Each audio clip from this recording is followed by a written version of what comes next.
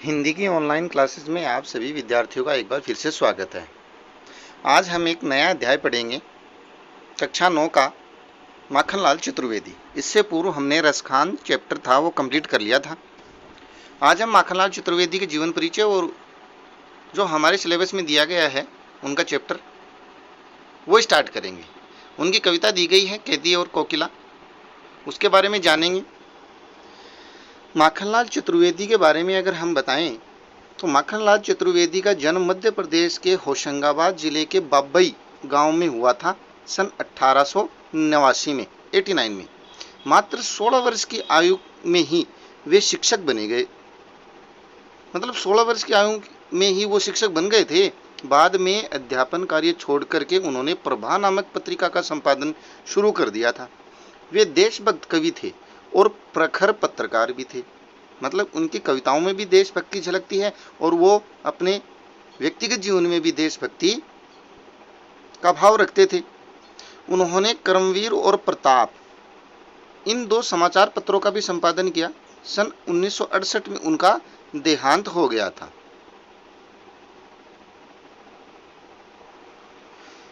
Him किरीटनी, साहित्य देवता, him Tarangini, वेणुलो गूंजे धरा, ये उनकी प्रमुख कृतियां हैं।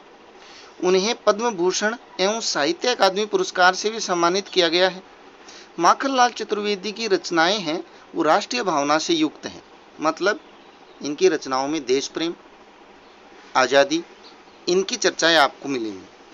उनमें स्वतंत्रता की चेतना के साथ साथ देश के लिए त्याग और बलिदान की भावना भी मिलती है, इसलिए उन्हें एक भारतीय आत्मा कहा जाता है। कभी कभार पूछ लिया जाता है, जीके के रूप में भी हमें याद रखना है कि एक भारतीय आत्मा किसे कहते हैं। इस उपनाम से उन्होंने कविताएं भी लिखी हैं। वे एक कवि और कार्यकर्ता थे। स्वाधीनता आंदोलन के दौरान कई बार वो जेल गए। उन्होंने भक्ति, प्रेम, प्रकृति संबंधी कविताएं भी लिखी हैं। चतुर्वेदी जी कविता में शिल्प की तुलना में भाव को अधिक महत्व देते हैं। शिल्प मतलब लिखने का जो तरीका है, एक एक शब्दों का जो प्रयोग है, वो इतना महत्व वो नहीं रखते हैं जितना कि कवि की भावना, क्या वो कहना चाहते हैं। इसलिए उनकी कविताओं में देशभक्ति, प्रकृति प्रेम, ये आपको देखने को मिलेगा। देशभक्त कवि हैं, बहुत बार जेल भी गए हैं।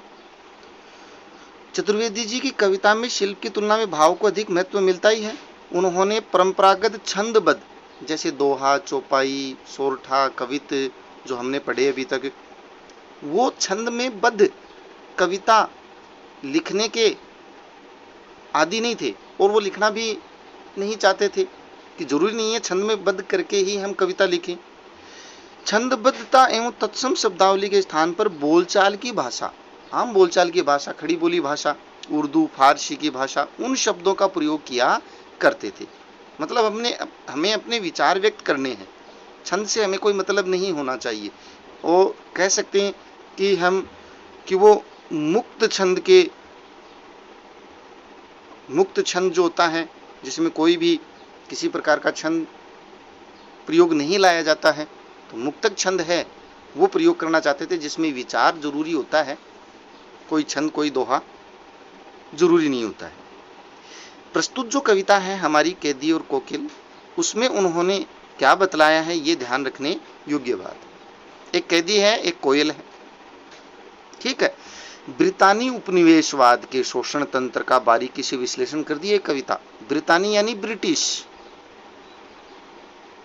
जो शासन हमारे देश पर लागू था, गुलाम भारत, उसमें किस प्रकार का शोषण तंत्र फैल गया था।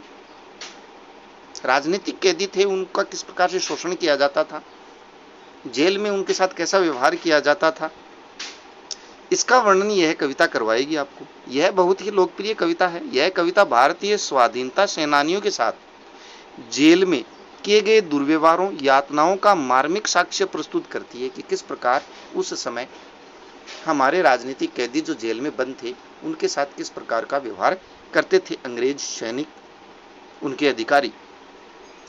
कवि जेल में एकाकी है, उदास, मतलब जेल में अकेला है काल कोठरी में और उदास है। कोयल से या कोकिल से अपने मन का दुख और असंतोष और ब्रितानी यानी ब्रिटिश शासन के प्रति अपने आक्रोश को व्यक्त करते हुए कहता है कि यह समय मधुर गीत गाने का नहीं। कोयल से कहता है कि तुम मीठी मीठी वाणी में गीत मत गाओ, ये समय नहीं है मीठी वाणी में गीत गाने का, क्योंकि हमारे देश के ऊपर संकट छाया है, एक विदेशी शासन हम पर अत्याचार कर रहा है, शोषण कर रहा है, हमें तकलीफें दे रहा है, षड्यंत्र रच रहा है, बल्कि यह समय तो मुक्ति का गीत सुनाने का है। कवि को लगता है कि कोयल भी पूरे देश को एक कारागार के रूप में देख रही है, और था भी उस समय हमारा पूरा देश एक कारागार के रूप में था, जिसमें पूरे देश के लोग मानो क्या थे, कैदी के रूप में थे। इसलिए पूरे देश को कारागार के रूप में देखने के कारण कोयल है वो अर्धरात्रि में चीख उठी है। अर्धरात्रि इस प्रकार से लिखा जाता है, ये ध्यान रखें आप। तो आइए फिर आरंभ करते हैं अपनी कविता। 2 भागों में हम इस कविता को पढ़ेंगे। पहला भाग आज कंप्लीट कर लेते हैं। कैदी और कोकिला बहुत ही साधारण सरल कविता है। क्या गाती हो, मतलब प्रश्न पूछ रहा है। जब वह कैद में है तो कोयल है वो अपना गीत गा रही है, मतलब कोयल बोल रही है। आधी रात को जब कोयल बोल रही है तो कवि को लगता है कि ये क्यों बोल रही है, क्या कारण है इसके बोलने का। तो वो उससे प्रश्न पूछता है, क्या गाती हो, क्यों रह जाती हो, कोकिल बोलो तो क्या लाती हो, संदेशा किसका है, कोकिले बोलो तो। वो कोयल से पूछता है कि हे कोयल, तो ये मीठी मीठी वाणी में कौन सा गीत सुना रही हो, क्या कहना चाहती हो, क्यों रह जाती हो, और बीच बीच में तुम रुक क्यों जाती हो, अपनी आवाज को बंद क्यों कर लेती हो, तुम्हारी वाणी में ये बार बार रुकावट क्यों हो जाती है, जब तुम इतना मीठा गीत गा ही रही हो, मीठी बोली बोल ही रही हो, तुम्हें किस बात का डर है जो बीच बीच में रुक जाती हो। कोकिल बोलो तो, मुझे बताओ तो क्या लाती हो, तुम इस मीठी वाणी के माध्यम से का कोई संदेश लाई हो, क्या विचार लाई हो, तुम मुझे कुछ कहना चाहती हो, तो ये बताओ तो सही कि यह संदेश क्या है, किसका है, संदेश किसका लाई हो तुम अपनी वाणी में। कोकिल बोलो तो, तुम मुझे बताओ तो कि तुम अपनी वाणी से क्या समाचार देना चाहती हो, किस प्रकार के भाव मेरे मन में भर देना चाहती हो, वो कौन सा प्रेरणा संदेश है जो मुझ कैदी को तुम देना चाहती हो अपनी वाणी में। तो इस प्रकार से वह कोयल से प्रश्न पूछता है कि तुम क्या गीत गा रही हो, इस गीत के माध्यम से मुझे क्या प्रेरणा दे रही हो, क्या मेरे भावनाएं भरना चाहती हो, क्यों बीच में रुक जाती हो, क्या लाई हो कोई संदेश, तो वो संदेश किस प्रकार का है, तुम मुझे क्या संदेश देना चाहती हो, ये मुझे बताओ तो सही कि तुम इस अर्धरात्रि में क्यों बोल रही हो, हे कोयल। आगे का भाग है वो अपने बारे में वर्णन करता है। ऊपर तो कोयल से पूछता है, नीचे वो अपने बारे में बताता है कि मेरी हालत क्या हो गई है। यहाँ वो बताता है कि मेरी हालत इस कालकोठरी में हो क्या गई है, किस प्रकार का जीवन मुझे यहाँ जीना पड़ रहा है, ये वो बता रहा है।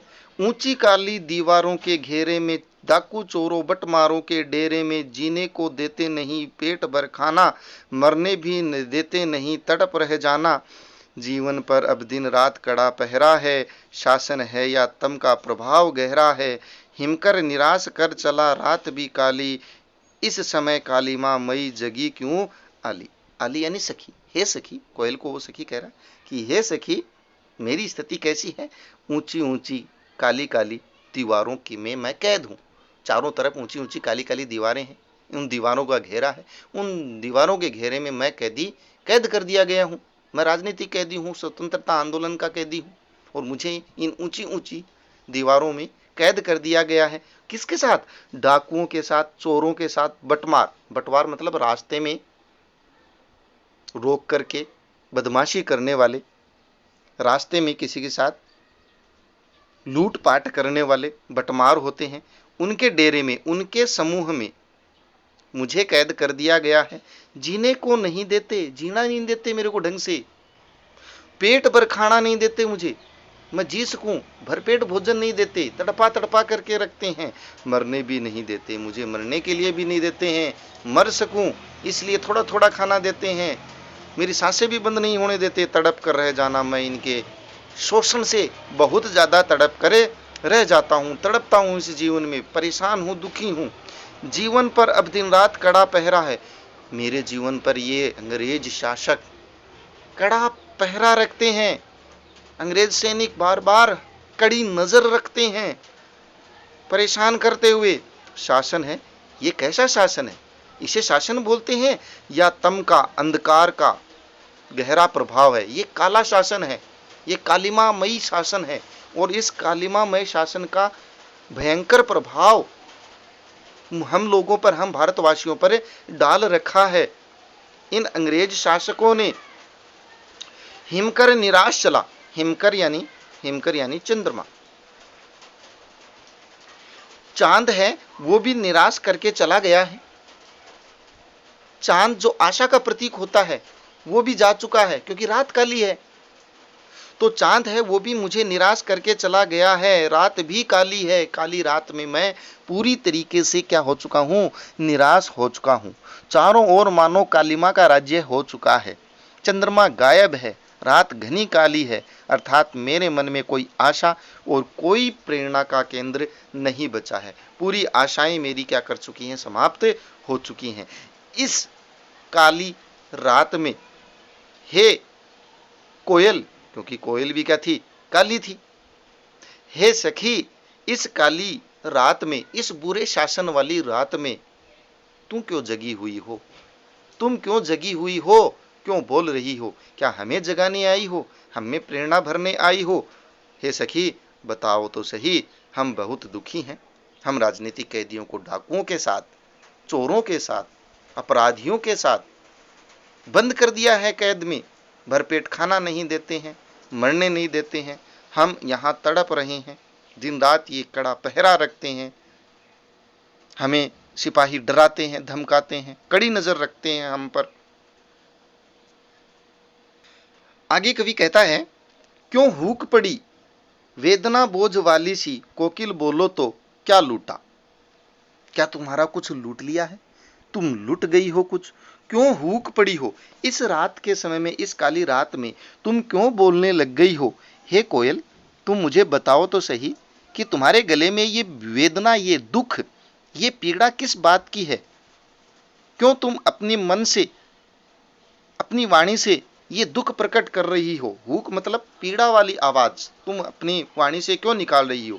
ये वेदना, ये पीड़ा, ये बोझ सी लगने वाली पीड़ा तुम्हारे मन में क्या है जो तुम इस काली रात में मुझे सुनाने आई हो? कोकिल बोलो तो, तुम मुझे बताओ तो क्या लूटा? तुम्हारा लूट क्या लिया है? तुम्हारा क्या लूट लिया है ये हमें बताओ तो। क्या तुम, आगे कवि कहते हैं, आगे कवि क्या कहते हैं कि मृदुल वैभव सी की रखवाली सी, कोकिल बोलो तो, तुम्हारा क्या लूट लिया है? तुम तो मृदुल वैभव की रखवाली करने वाली हो। मृदुल वैभव क्या है? वसंत ऋतु एक प्रकार से वसंत में बोलती है। तो मानो वसंत ऋतु में बोलने वाली, वसंत की रखवाली करने वाली, वसंत में मीठ गान गाने वाली तुम इस समय ये पीड़ा में क्यों बोल रही हो? क्यों दुख प्रकट कर रही हो? कोकिल बोलो तो, क्या वो मृदुल वैभव, वो वसंत, क्या तुम्हारा किसी ने लूट लिया है जो वो पीड़ा तुम मुझे व्यक्त करने आई हो? हे कोयल, तुम मुझे बताओ तो, इस आवाज में, तुम्हारी इस बोली में क्या परेशानी है, क्या दुख है? हम तो दुखी हैं, हम तो परेशान हैं, लेकिन तुम्हें किस बात की परेशानी है? तुम्हें किस बात की पीड़ा है? हे कोकिल, तुम हमें बताओ तो। तो कवि क्या कहता है इस कविता में आज जो हमने पढ़ा? सबसे पहले वो कोयल से पूछता है कि तुम क्या गा रही हो, क्यों गा रही हो, ये गीत किस प्रकार का है, क्या पीड़ा है? फिर वह आगे अपने बारे में बताता है कि मैं किस प्रकार से दुखी हूँ, मुझे किस प्रकार से परेशान किया जा रहा है। और आगे फिर वो प्रश्न पूछता है कि तुम्हारी वेदना क्या है, तुम्हारी पीड़ा क्या है। आज के लिए बस इतना ही। अगली बार हम इस कविता के आगे का भाग पूरा करेंगे। वीडियो ध्यानपूर्वक देखने के लिए बहुत बहुत धन्यवाद। मिलते हैं अगले नेक्स्ट वीडियो में। धन्यवाद।